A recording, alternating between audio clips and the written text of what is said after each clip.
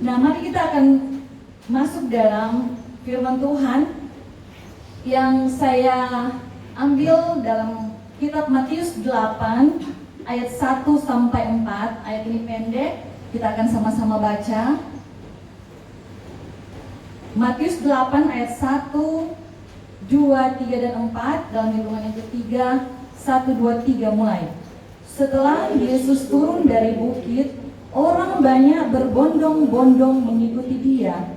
Maka datanglah seorang sakit kusta kepadanya, lalu sujud menyembah dia dan berkata, "Tuan, jika Tuan mau, Tuan dapat mentahirkan aku."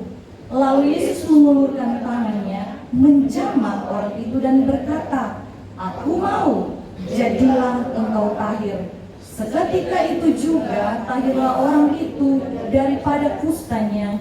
Lalu Yesus berkata kepadanya, "Ingatlah, jangan engkau memberitahukan hal ini kepada siapapun, tetapi pergilah, perlihatkanlah dirimu kepada imam, dan persembahkanlah persembahan yang diperintahkan Musa sebagai bukti bagi mereka." Amin. Saudara di dalam Tuhan, saya akan memberikan judul renungan firman Tuhan, yaitu Jika Tuhan Mau. Mari kita akan melihat sama-sama untuk belajar dari kisah yang dicatat firman Tuhan kita sama-sama baca tadi. Peristiwa ini terjadi tidak beberapa lama dari peristiwa pada pasal-pasal sebelumnya. Ada di pasal 5 sampai 7 itu khotbah di bukit. Dan di sana kita sudah melihat bahwa ayat 1 katakan Tuhan Yesus turun dari bukit.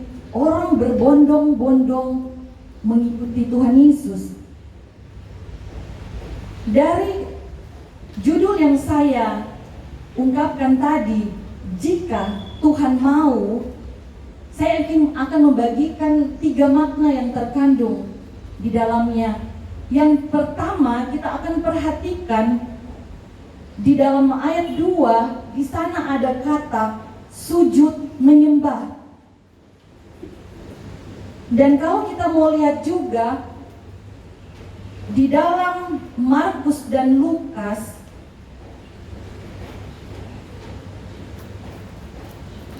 Markus 1 ayat 40 ada kata yang berkata berlutut di hadapannya, dan di dalam Lukas 5 ayat 12 tersungkurlah dia.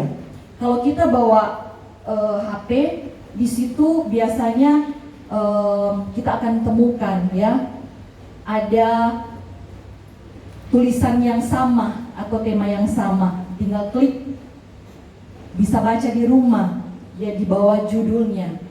Nah, jika Tuhan mau, berkat yang pertama yang akan kita pelajari adalah suatu sikap untuk merendahkan diri di hadapan Tuhan. Kalau dalam bahasa yang lebih sederhana, tahu diri. Bagaimana kita memposisikan Tuhan Yesus itu sebagai Tuhan dan kita sebagai ciptaan. Ya, kita mengakui Tuhan. Itu hal yang penting dalam kehidupan saya dan saudara. Di sini yang ada kebanyakan dari para medis, staf puskesmas. Menjadi suatu pesan buat kita semua bahwa kalau kita dalam merawat pasien itu, atau juga mungkin dalam keluarga kita ada yang sakit, dan mungkin juga kita akan mengalami sakit karena kita manusia biasa walaupun kita ahli dalam medis.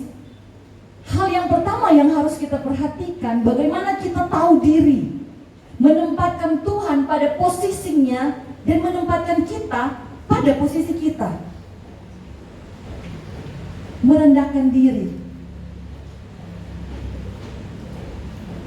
Saudara di dalam Tuhan Yesus Kristus, Jadi Matius menekankan pada worship, menyembah, sementara Markus menekankan kepada, dalam bahasa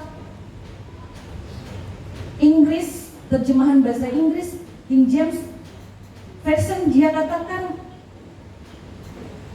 kneeling down, berlutut. Dan lebih dalam lagi, kalau kita perhatikan Bapak Ibu, di dalam Lukas, di sana dikatakan fell on his face, tersungkur kalau bahasa Indonesianya. Tetapi kalau pengertian yang kita boleh lihat dari bahasa Inggris ini begitu dalam, bukan hanya saja tersungkur, tapi mukanya ini memang sampai di tanah, begitu merendahkan diri. Tuhan mau kehidupan saya dan saudara itu penuh dengan kerendahan hati, merendahkan diri di hadapan Tuhan. Amin. Haleluya. Jangan mentang-mentang kita tahu soal medis, kemudian kita pikir bahwa kita bisa untuk mempertahankan kehidupan kita, mempertahankan tubuh kita untuk baik-baik saja, sehat-sehat saja.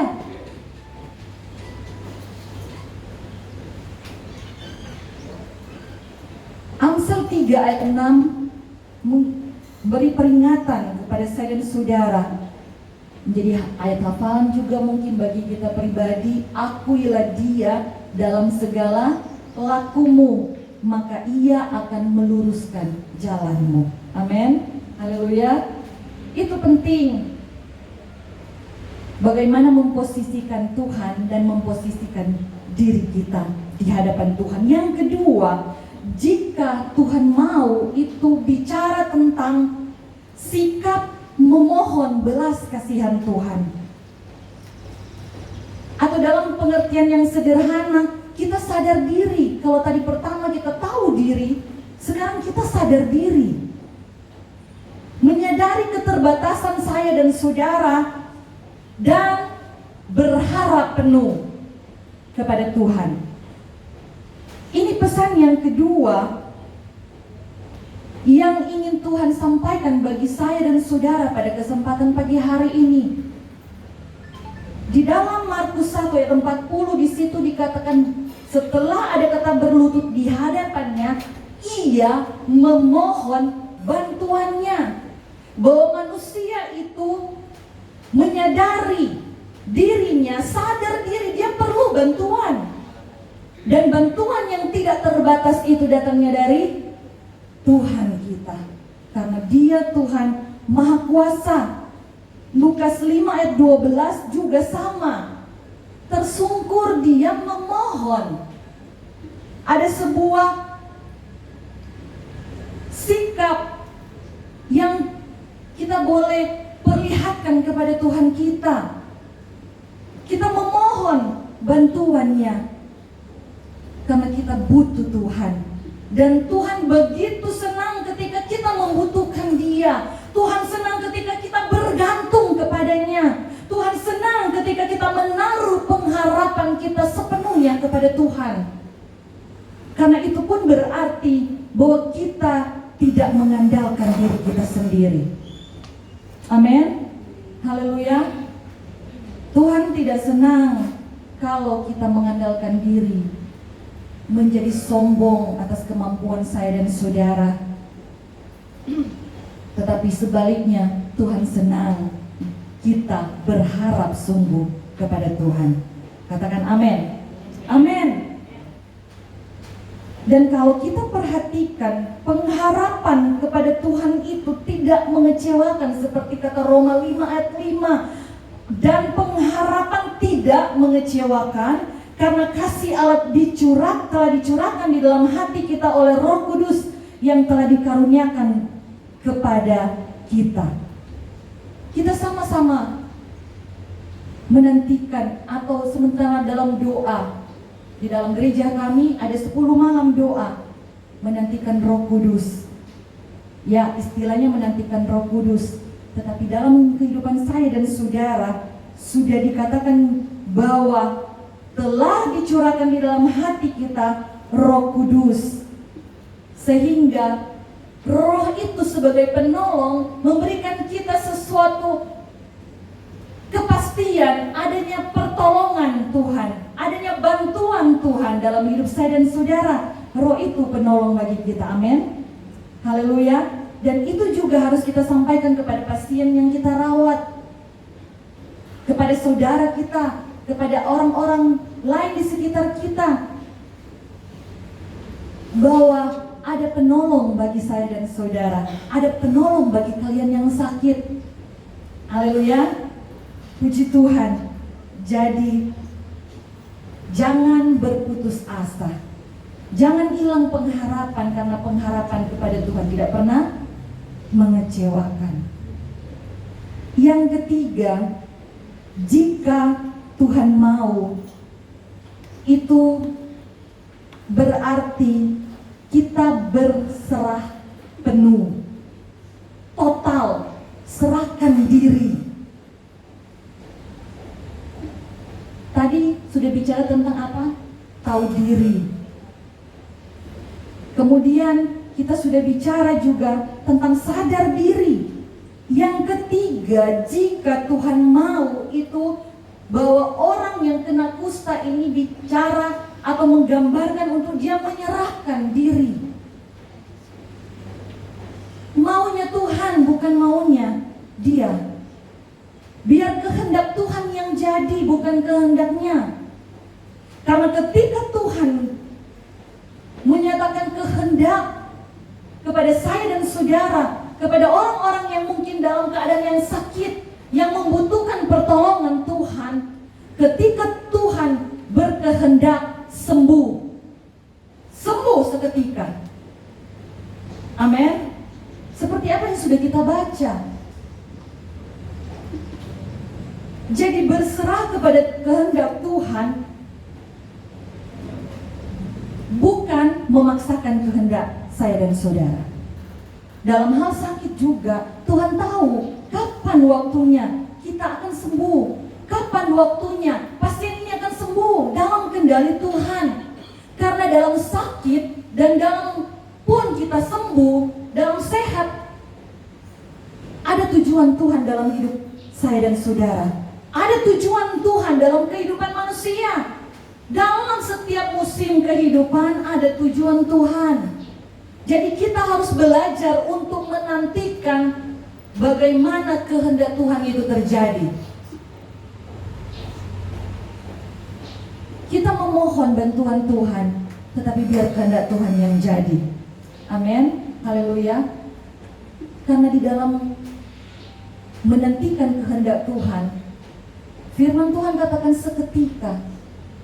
Tapi seketika juga itu bicara tentang adanya waktu. Ada waktu, ada proses. Mungkin tidak saat itu bagi sebagian orang menunggu. Tetapi bukankah di situ ketika kita boleh mengasihi orang lain itu adalah kesempatan untuk kita mempraktekkan kasih yang Tuhan sudah ajarkan. Amin. Dan bagi orang yang sakit melihat kita memperhatikan mereka, kita mengasihi mereka, kita melayani dengan sepenuh hati, bukankah itu kesempatan buat dia untuk mengerti bahwa dia ada perhatian dari orang lain, ada perhatian dari suami, ada perhatian dari istri, ada perhatian dari keluarga, ada perhatian dari sesama para medis ini yang merawat. Dan di situ juga ada kesempatan baginya untuk mengalami kuasa Tuhan bekerja. Kita tidak pernah akan menikmati kesembuhan kalau kita tidak pernah sakit.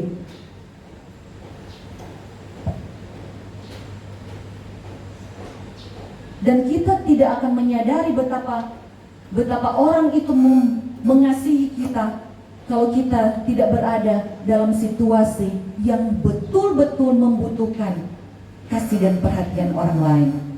Misalnya kita sakit. Jadi ini yang harus kita bawa dalam kehidupan pelayanan saya dan saudara. Tim medis yang ada dalam merawat pasien, mari kita bangkitkan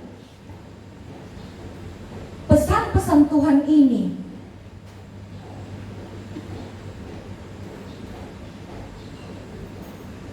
agar kita bisa melayani juga.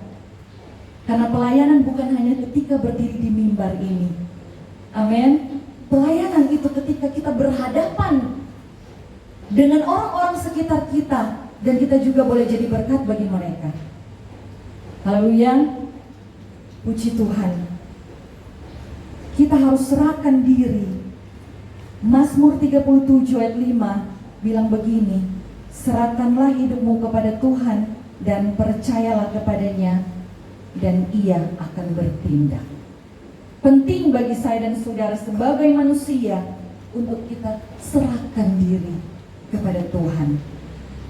Percaya Tuhan akan bekerja indah pada waktunya dalam kehidupan saya dan saudara. Mungkin dalam hal yang lain, bukan dalam hal yang sakit, kebutuhan apa? Ekonomi, kebutuhan dalam rumah tangga.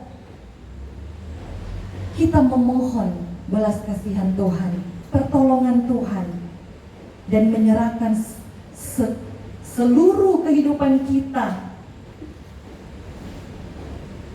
Di dalam Mazmur 55 ayat 23, di sana dikatakan, serahkanlah khawatirmu kepada Tuhan, maka Ia akan memelihara engkau, tidak untuk selama-lamanya dibiarkannya orang benar itu goyah.